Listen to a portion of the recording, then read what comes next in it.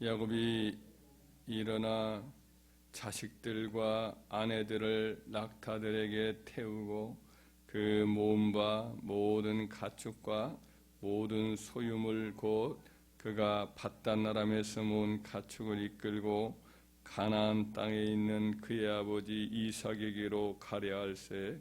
그때 라반이 양털을 깎으러 갔으므로 라헬은 그의 아버지의 드라빔을 도둑질하고 야곱은 그 거취를 아람 사람 라반에게 말하지 아니하고 가만히 떠났더라.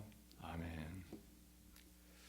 오늘 본문의 말씀에 보면 야곱이 자기 자식들과 아내들 낙타에 태우고 또 그가 밧단 아람 외갓집에서 이제 모았던 가축들, 소유물들, 종들 다 이끌고 이제 고향 땅으로 떠날 때에 한같이 예기치 않은 일을 라헬, 그의 아내 라헬이 범한 것을 여기서 기록하고 있습니다. 그것은 바로 라헬이 그의 친정아버지 라반의 가정신으로 섬기고 있던 드라빔을 훔쳐가지고 떠난 거였습니다.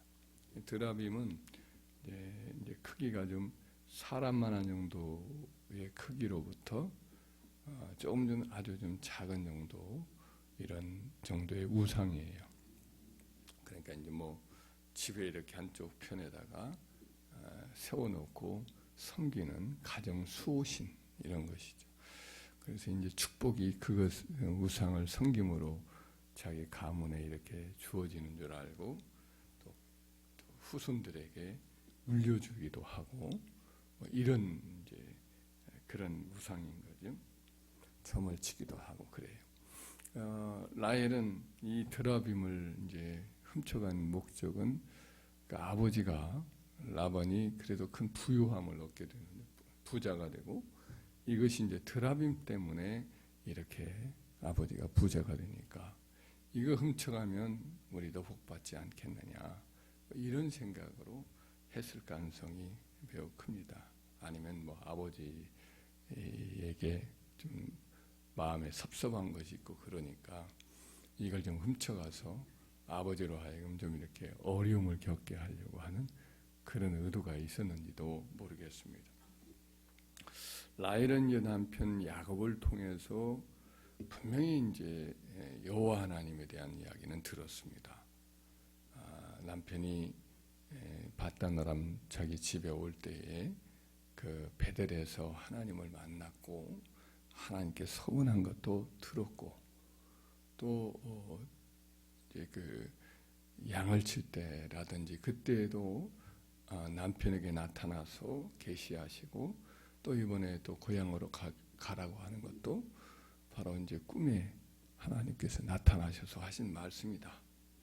그런데 이 하나님에 대한 이야기는 분명히 그가 들었을 텐데도 불구하고 온전한 믿음을 갖지를 못했어요. 남편과 똑같은 그런 믿음을 갖지 못하고 아버지가 섬기던 이 드라빔이 축복의 근원인 것처럼 생각하는 혼합주의적인 신앙생활을 해왔던 거죠. 그래서 이렇게 우상을 가지고 숨겨가지고 가서 아버지의 이제 추격을 통해서 드라빔을 훔쳐간 것도 괘씸했던 모양입니다. 그래가지고 들키면 이제 큰일 날 일이 생겼는데 자기 장막에 있으면서 아버지가 수색할 때에 그것을 이제 낙타의 안장 아래에다 숨겨놓고 경수가 났다.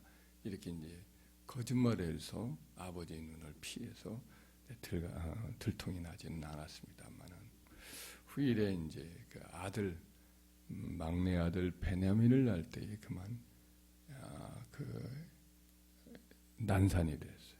그래서 결국 그가 많이 피를 흘리고 그래서 아마 죽지 않았을까 싶어요. 드라빔을 가져온 것은 그녀에게 복이 되지 못했지요. 그래서 이런 어떤 드라빔을 왜 훔쳤을까? 라는 생각을 하게 되죠. 하나님에 대한 이야기를 못 들은 것도 아니었는데 우상에 대한 매력이 있는 거죠. 당장 어떤 눈에 보이는 신, 손에 자기가 이렇게 가지고 다닐 수도 있는 신, 항상 옆에 두고서 그 신에게 뭘 달라고 구하면 얻을 수 있는 것처럼 느껴지는 그 우상에 대한 매력이 있기 때문에 그 라헬이 그것을 훔쳐갔던 것이죠. 훗날 이제 사사 시대가 기울어갈 때 엘리 제사장 시대에도 그런 일이 있었어요. 이것이 엘리 제사장 시대에 블레셋이 쳐들어와요. 그래서 이스라엘 백성들이 전쟁에서 나가서 싸웠는데 져요. 그저 그들 생각에 하나님을 우리 전쟁터에 모시고 오면 우리가 옛날 여호수아 장군 때처럼 승리하지 않겠느냐 하는 마음이 들어서 그때 이제 법궤가 있었던 이제 곳에 사람을 보냅니다. 사람을 보내서 엘리 제사장의 두 아들 홈니와 비느하스가 그 법궤를 모시고 전쟁터까지 와요. 전쟁터에 그 법궤가 들어올 때 이스라엘 백성들이 군사들이 얼마나 흥분을 하는지 땅이 막 흔들리고 지진이 날 정도로 막 기뻐 뛰면서 이제는 우리는 대승리를 거두었다. 이 하나님의 목궤가 왔으니 여호수아 장군 시대처럼 우리는 승리한다. 이런 생각을 가지고 막 기뻐 뛰어요. 그런데 블레셋 사람들이 이 소식을 듣고는 오히려 더 이제 죽기 아니면 살기 이것뿐이다. 이스라엘의 신이 왔으니 이거 옛날 그 신이 얼마나 많은 큰 일을 이루었느냐. 우리가 이스라엘의 종이 이기지 않으면 종이 될 수밖에 없지 않느냐. 블레셋 남자들아 힘을 내라. 그러면서 이렇게 공격에 들어왔어요. 대패를 했어요. 이스라엘이. 블레셋이 대승리를 했어요. 법궤도 뺏기고 아주 치욕스러운 이 결과를 가져오고 말하죠. 법궤를 모시고 오면 우리가 승리한다라는 것 역시 이것도 미신적인 요소가 있었던 거죠. 이들이 하나님을 이용하려는 마음이 있었어요. 하나님의 말씀과 율례는 전혀 지키지 않고 또 홈니와 비느하스 역시 아주 불량자로서 하나님 앞에 바르게 기도하는 자도 아니었고 악한 자였어요. 이스라엘 백성들은 하나님의 법은 뒷전이고 그 하나님을 하나의 수단으로 자기들의 목적을 이루는 방식으로만 취하여서 이용하려고만 들었단 말이죠. 하나님을 우상 중에 하나, 여러 신 중에 하나 정도로 이 생각을 하고 그와 같이 생각을 하고 다루었기 때문에 욕심과 욕망만을 자기들의 욕망만을 채워주는 한낱 방법으로만 생각했기 때문에 이런 화가 임했던 거죠. 결국은 똑같은 라헬이 우상을 취했던 것과 똑같은 그런 심리로 하나님을 섬겼기 때문에 그와 같이 패배를 했던 거죠. 사울왕의 말년에 그가 블레셋 군사들이 쳐들어왔을 때도 똑같은 그런 마음이었습니다. 사무엘 선지자를 통해서 하나님이 사울 왕에게 마땅히 왕으로서 또 하나님의 백성 선민으로서 사울 왕이 행해야 할 법들을 다 가르쳐 주었어요. 그러나 사울 왕은 절대로 이걸 행하지를 않아요. 그의 나이가 이제 80이 되었습니다. 40대의 왕이 되었어요. 40년 동안 하나님이 그에게 많은 기회를 주고 오래 참아주셨습니다만은 배우지 않아요. 그래서 결국은 블레셋 군대가 침범을 해서 위태롭게 되었자 그때서야 이제 뒤늦게 하나님을 찾으니 하나님이 그를 이번에 심판하려고 하시는데 뒤늦게 그때야 찾는다고 제사장에게 전쟁의 승패를 물어보니까 응답을 줄 리가 없죠. 응답이 주어지지 않으니까 또 어떻게 합니까?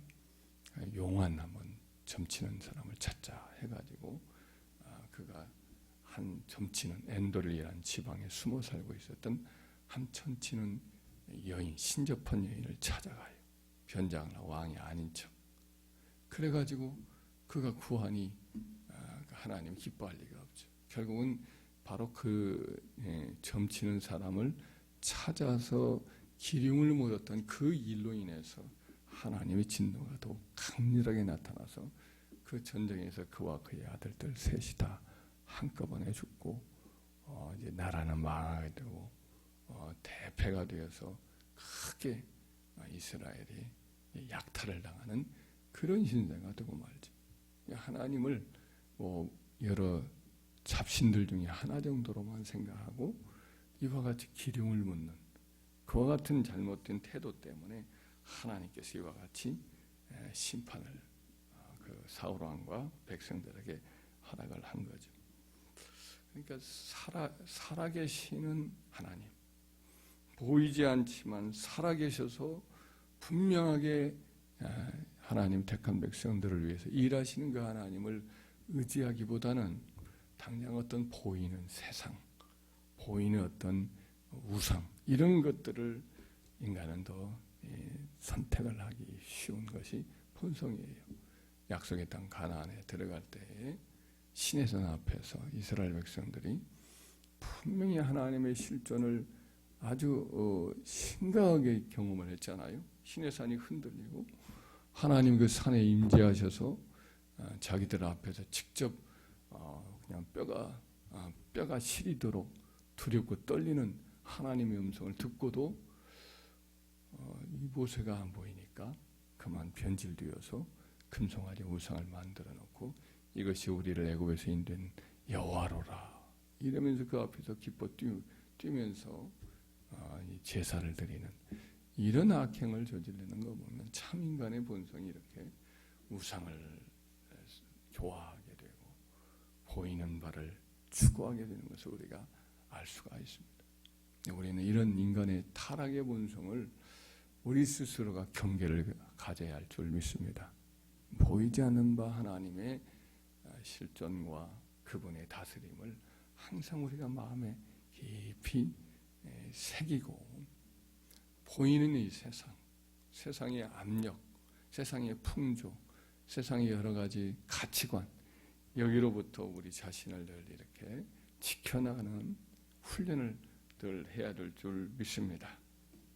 요한일서 5장 마지막 절에 보면 사도 요한이 그 초대교회 신자들에게 말하기를 자녀들아 너희 자신을 지켜 우상에게서 멀리하라 이렇게 말씀을 마지막에 당부를 해요. 초대교회 성도들도 역시 그렇게 성령의 역사가 강력한데도 불구하고 우상에 보이는 우상 세상의 여러 가지 가치관 이런 것들에 여전히 영향을 강력하게 받았기 때문에 사도 요한이 마지막 구절에서 그렇게 말씀을 다시 한번 언급한 줄 믿습니다.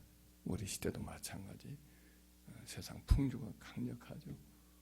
보이는 영향력, 보이는 정보, 눈에 보이고 귀로 들리고 이런 어떤 세상의 영향력이 강력하기 때문에 하나님보다 하나님의 다스림보다 그런 것들이 더 우리에게 영향을 끼치니까 그런 점에서 우리 자신을 늘 돌아보면서 하나님을 늘 의식하고 또 하나님의 말씀을 늘 우리가 잠잠하게 묵상하는 일을 힘써야 됩니다.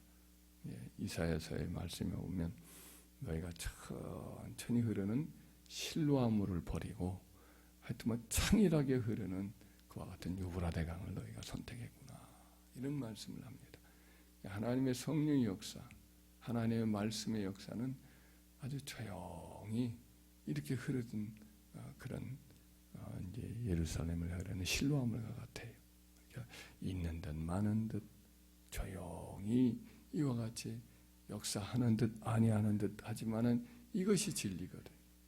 저와 여러분들이 그 점에서 조용히 하나님 앞에 와서 기도하고 하나님의 말씀을 늘 묵상하고 이와 같은 삶의 더 우리를 진실로 우리를 다스리고 인도하고 복을 주는 것 하나님의 놀라운 역사임을 기억하면서 하나님을 늘 바라보고 의지하는 믿음으로 살아가는 기도로 살아가는 저와 여러분 되기를 주의 이름으로 축원합니다.